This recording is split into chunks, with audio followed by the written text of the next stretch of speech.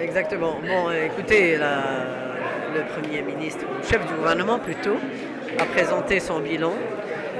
Malheureusement, ce bilan ne peut pas être discuté. Ça, c'est la première chose. Donc, il vient exposer son bilan, mais nous, on est privés de pouvoir l'interpeller sur certains points.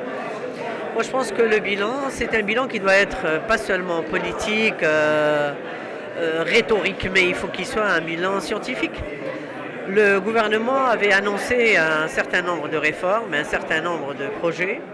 Il avait annoncé qu'il allait créer 1 million de postes. Il avait annoncé que l'activité des femmes allait passer de 20% à 30%. Il a annoncé l'instauration d'un État social avec le projet de protection sociale. On a vu que malheureusement, il y a eu l'exclusion de 1 400 000 personnes du RAMED qui n'ont pas pu avoir et profiter de l'AMO. On a vu que par exemple le taux de chômage a grimpé d'une manière incroyable et que les mesures qui ont été prises par le gouvernement n'étaient pas des mesures concrètes, mais des petites initiatives, Aouraj, Força, etc., qui n'ont pas marché. On se demande à qui ils ont profité, parce qu'elles ont suscité un tollé terrible de la part des jeunes qui n'ont pas profité de ce genre de trucs. Et d'ailleurs, ils ne pouvaient en aucun cas en profiter, parce que ce n'est pas un projet pour la création d'emplois, avec la création d'entreprises petites, moyennes, etc., pour soutenir les projets, un projet qui devait aller en parallèle avec la mise en place d'une véritable régionalisation. Par contre, nous voyons que c'est un gouvernement ultralibéral qui a privatisé la santé. Il n'a pas mis en place un projet social.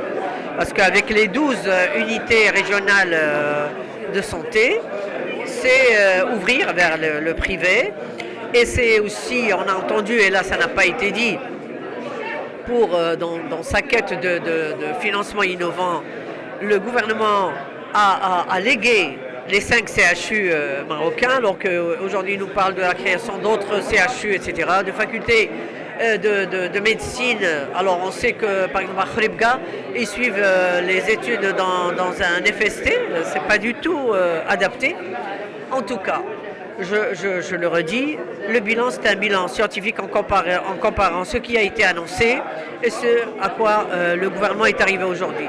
Bien entendu, il y a eu un tas de problématiques qui ont été aggravées au niveau international, avec la récession économique, avec l'inflation, etc. Mais les réponses qui ont été celles du Maroc, ce sont toujours plus d'ouverture, plus de privatisation, même pour les entreprises et les grosses entreprises publiques. Donc, moi je pense que c'est une course vers l'avant. Et bien entendu, il y a aussi le fait que le projet du Maroc vert a laissé des séquelles terribles. Ce n'est pas que la sécheresse, c'est aussi les choix qui ont été opérés et dont nous payons encore le prix. Parce que quand on voit les chiffres qui ont été annoncés par l'HCP, eh bien, le chômage a flambé, c'est-à-dire le cercle de la pauvreté s'est élargi, les inégalités sociales, régionales et territoriales se sont aggravées. Donc on ne voit pas comment on peut dire que le Marocain a profité et que c'est un bilan exceptionnel. Moi je ne vois rien d'exceptionnel.